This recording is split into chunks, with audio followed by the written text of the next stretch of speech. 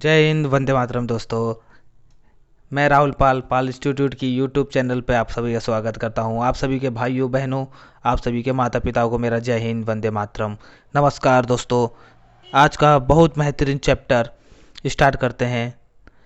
राष्ट्रीय वन नीति। राष्ट्रीय वन नीति। अगर आप भी शिक्षक भर्ती से जुड़े हैं तो इस चैनल को सब्सक्राइब और वीडियो पसंद आए तो उसे लाइक ज़रूर करें और अपने दोस्तों को, अपने साथ वालों को, सहपाठियों को ज़रूर इसके लिए शेयर करें। नेशनल फॉरेस्ट पॉलिसी, राष्ट्रीय वन नीति। राष्ट्रीय वन नीति सबसे पहले क्लियर कर देंगे, इतना पॉइंट टू पॉइंट लिखते चलेंगे, नोट करते हुए। पेन और कॉपी ले लें, आप लिखना चालू करें और साथ ही साथ सब कुछ सब पूरा आपको आज के बाद दोबारा राष्ट्रीय वन नीति पढ़ने की जरूरत ही नहीं पड़ेगी। पूरा का पूरा कॉन्सेप्ट क्लियर करा दिया जाएगा इसी वीडियो में।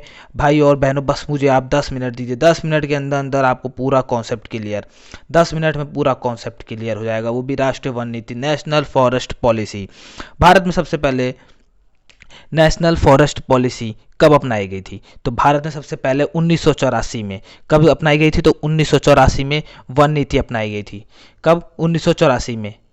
1984 में वन नीति अपनाई गई थी। और इसके साथ साथ स्वतंत्रता के बाद जब स्वतंत्र हुआ था अपना देश, उसके बाद जब राष्ट्रीय वन नीति जब नहीं आई थी, तो वो कब आई थी? वो हमारी स्वतंत्रता के बाद 31 मई 1954 को घोषित नई वन नीति के अनुसार भारत में कितने परसेंट भूमि पर वन होने चाहिए? तो हमें पता है 33.33%, या इसको हम कह देते हैं 33%। इतने भागों पे क्या होना चाहिए था? इतने भाग पे वन होने चाहिए स्वतंत्रता के बाद जब हुआ। और इसी के साथ साथ आपको ये भी पता होना चाहिए कि स्वतंत्रता के बाद इतना होना चाहिए। और 2 पॉइंट क्लियर कर देंगे इसमें से, लगे हाथ 2 पॉइंट क्लियर किए जाएंगे कि कितनी वन भूमि होनी चाहिए देश में और कितनी वन भूमि इस समय है। दोनों पॉइंट क्लियर करते हुए चलेंगे। दोनों पॉइंट क्लियर करने हैं। और हर 2 साल में रिपोर्ट होती है, जो भी रिपोर्ट बनती है हर 2 साल पे बनती है। आगे इसके बारे में डिस्कस करते हैं कि कैसे बनती है, क्यों बनती है, कब बनती है। और साथ ही साथ जब मैदानी भाग जो 33% है, उसमें 33% में क्या है? 33% है पूरे भारत में। और जो मैदानी भाग होंगे, जो अपने मैदान होंगे, वहाँ पे 20%। और जो पर्वतीय क्षेत्र होंगे वहाँ पे 60% क्या होना चाहिए? वन होने चाहिए। इतने वन होने चाहिए। आगे आगे नेक्स्ट देखते हैं, नेक्स्ट क्लियर करते चलते हैं। जो नई वन नीति आई, अब हमने आपको क्लियर अभी भी कराया सब कुछ, कि पिछले जो भी थी सब क्लियर करा दिया। अब क्या आया? फिर 1988 में एक नई वन नीति आई। उन नवीन उसको क्या कहते हैं? उसको कहते हैं नवीन वन नीति घोषित की गई। तो कब आई थी? 1988 में। ये भी बार बार ट्रेंडिंग में रहता है प्रश्न कि नवीन वन नीति कब घोषित हुई, तो आपको पता होना चाहिए 1988 में। उसके साथ साथ 3 लक्षण बताए गए। 3 लक्षण कौन कौन से बताए गए? तो पर्यावरण स्थिरता। पर्यावरण स्थिरता, अगर पर्यावरण स्थिरता नहीं रहेगी तो बहुत जल्दी विनाश हो जाएगा। पर्यावरण स्थिरता बनाए रखनी पड़ेगी हमें जीव जंतुओं, सभी पौधों, इन सब के साथ स्थिरता, मतलब स्थिरता बनी रहेगी, संतुलन में रहेंगे। संतुलन नहीं रहेगा तो संतुलन नहीं हो तो विनाश होगा, और क्या हो पाएगा। और साथ ही साथ दूसरा पॉइंट क्लियर करेंगे। दूसरा पॉइंट क्या है? वनस्पति व जीव जंतु जैसी प्राकृतिक धरोहरों को सुरक्षित रखना। तो क्या करना है? सुरक्षित। हमारे जो जीव जंतु हैं, वनस्पति हैं, इन्हें हमें सुरक्षित, जो प्राकृतिक धरोहर हैं, इनको सुरक्षित रखेंगे। सुरक्षित नहीं रखेंगे तो हमारा कुछ ना कुछ पर्यावरण असंतुलन में आएगा, और असंतुलन आएगा तो उसके लगे हाथ हमारे पूरा विनाश होने लगेगा। इसीलिए तीसरा पॉइंट देखेंगे। तीसरा पॉइंट, जन सामान्य की बुनियादी जरूरतों की पूर्ति। तो जन सामान्य जो भी है, उनकी जरूरत की समान जो भी है उसकी हम पूर्ति करना। अब आते हैं नेक्स्ट, आगे बढ़ते हैं। फटाफट देखेंगे, बहुत आसान भाषा में, बहुत जल्दी जल्दी सब कुछ निपटा दिया जाएगा।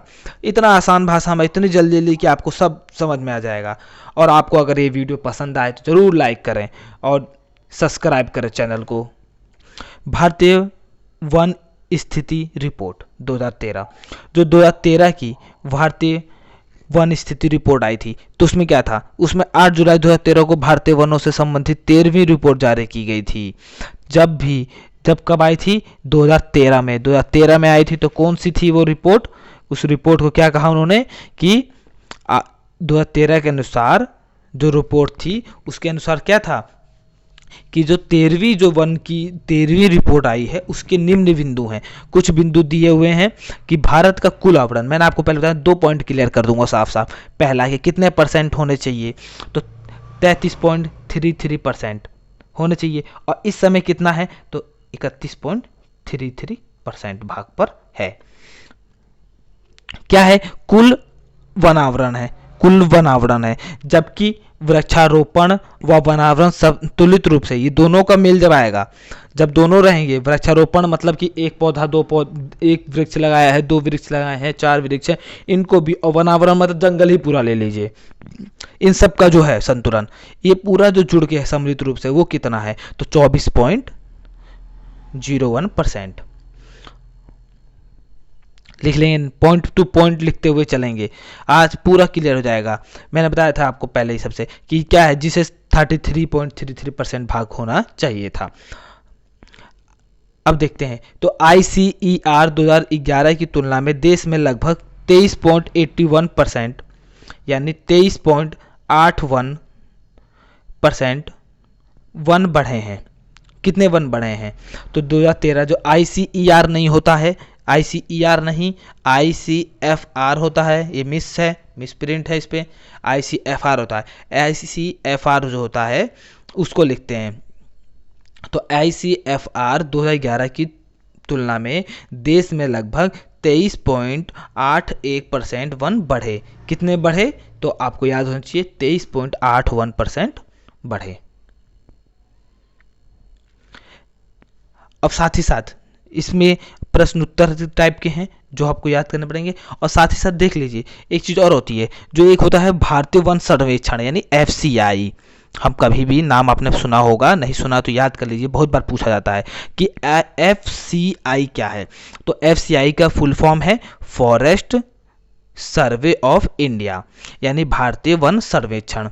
जो इसकी रिपोर्ट होती है तो 2019 में, एक पॉइंट लिखेंगे उसमें, 2019 में जो रिपोर्ट आई थी, कौन सी रिपोर्ट थी, वो 16वीं रिपोर्ट थी। कौन सी रिपोर्ट थी, 16वीं रिपोर्ट। ठीक, इस रिपोर्ट में क्या, और ये भी जानेंगे कि FCI की जो रिपोर्ट है वो FSI की रिपोर्ट कब कब आती है, तो हर 2 साल पे आती है।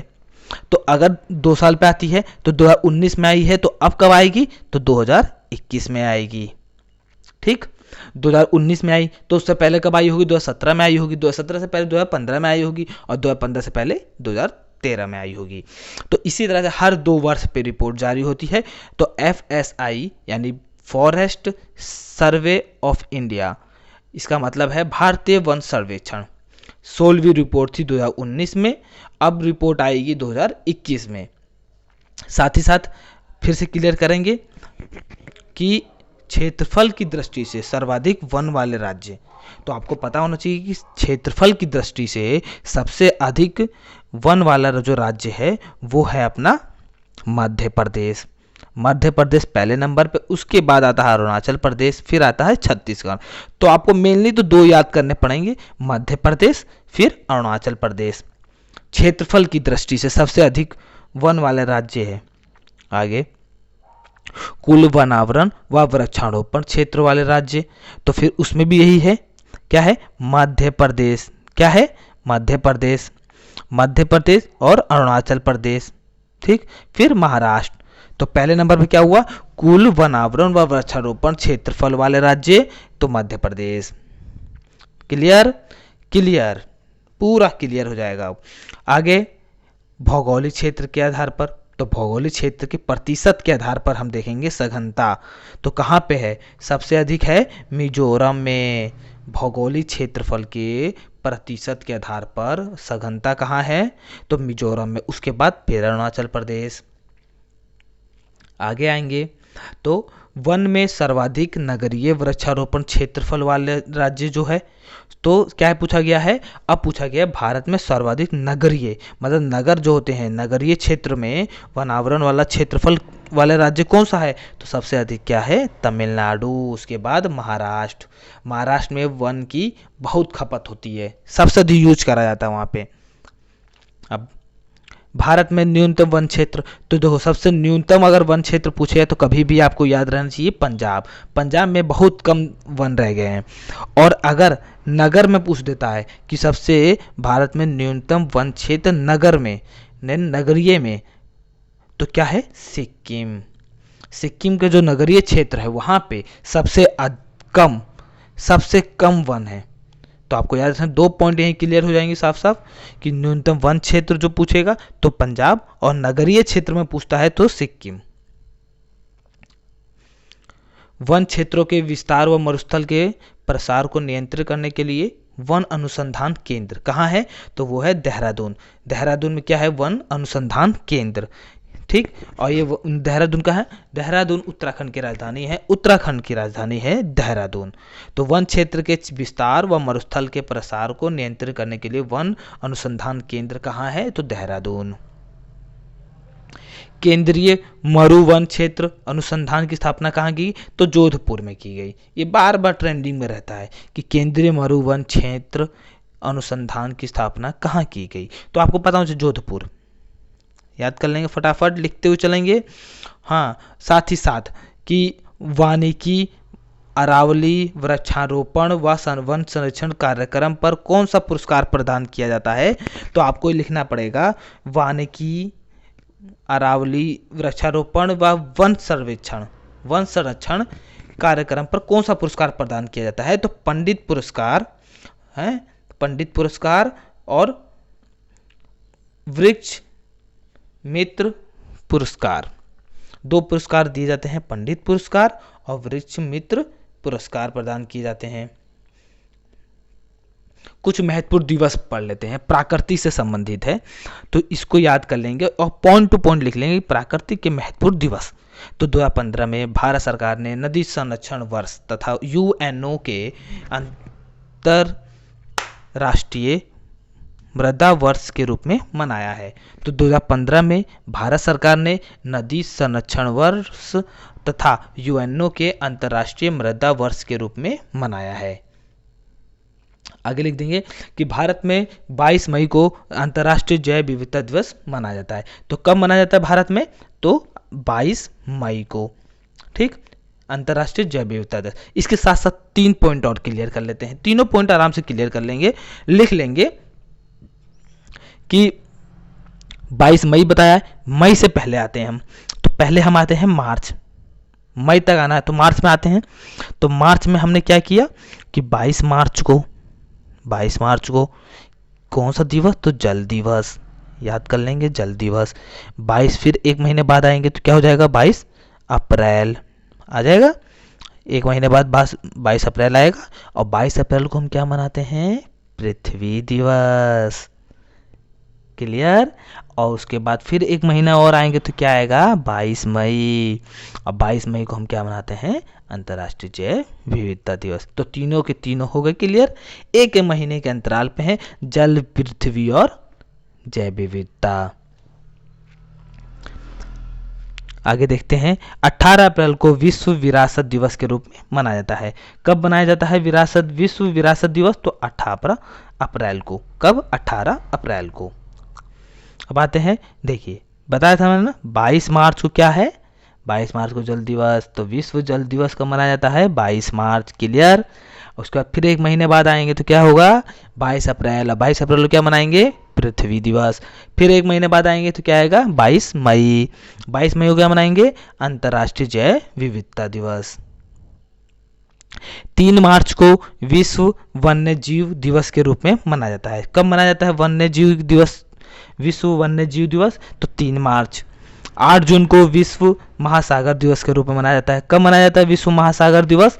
तो 8 जून को। 29 जुलाई को अंतर्राष्ट्रीय बाघ दिवस, याद कर लेंगे, बहुत बार पूछा गया है अंतर्राष्ट्रीय बाघ दिवस, तो 29 जुलाई। 14 फरवरी क्या मनाया जाएगा? तो राष्ट्रीय बाघ दिवस। कब मनाया जाता है? 14 फरवरी को। 16 सितंबर को क्या मनाया जाता है? तो 16 सितंबर को अंतर्राष्ट्रीय ओजोन परत संरक्षण दिवस के रूप में। 9 सितंबर को क्या मनाया जाता है? तो हिमालय दिवस, जो अपना हिमालय है, हिमालय दिवस का मनाया जाता है तो 9 सितंबर को। 4 अक्टूबर को क्या मनाया जाता है, तो विश्व पशु दिवस। विश्व पशु दिवस पूछेगा तो आप बताना है आपको 4 अक्टूबर को। 2 अक्टूबर को क्या होता है, महात्मा गांधी जयंती। उसके 2 दिन बाद क्या हो जाएगा, विश्व पशु दिवस, क्योंकि उनको पशुओं से बहुत प्यार था, याद कर लेंगे ट्रिक से। 17 जून को मरुस्थलीय रोकथाम दिवस मनाया जाता है। कब मनाया जाता है, विश्व मरुस्थलीकरण रोकथाम दिवस, तो कब मनाया जाता है, 17 जून को। और 1 से 7 अक्टूबर को वन्य प्राणी सप्ताह मनाया जाता है। वन्य प्राणी सप्ताह के रूप में मनाया जाता है 1 से 7 अक्टूबर के बीच में। और 2 अक्टूबर को मैंने आपको बताया कि क्या मनाया जाता है, और 4 अक्टूबर को क्या मनाया जाता है। इसी में पूरा पॉइंट क्लियर हो जाएगा। इसके साथ साथ अगर आपको ये वीडियो पसंद आई हो तो ज़रूर कि ज़रूर लाइक करें, और इस चैनल पे अगर आप नए हैं तो सब्सक्राइब करें और बेल आइकन को प्रेस ज़रूर करें। इसी के साथ साथ हम अगले वीडियो में नए लेक्चर में मिलते हैं, नए चैप्टर के साथ मिलते हैं। बिल्कुल संतुलन में रहेंगे, बिल्कुल A to Z पूरा का पूरा कंप्लीट करके चलेंगे। कोई भी इधर उधर नहीं जाना पड़ेगा, कहीं भटकना नहीं पड़ेगा। इसी चैनल पर बने रहें आप, इसी चैनल के साथ जुड़े रहें। आपका सब का सब थ्योरम, सब की सब सिद्धांत, सब के सब subject, her cheese A to Z clear, पूरा सब कुछ शुद्ध बताया जाएगा। इसी के साथ साथ आपको और आपके परिवार वालों सभी को मेरी तरफ से जय हिंद, वंदे मातरम। नमस्कार दोस्तों, मिलते हैं अगले वीडियो में नए चैप्टर के साथ। धन्यवाद, जय हिंद, वंदे मातरम।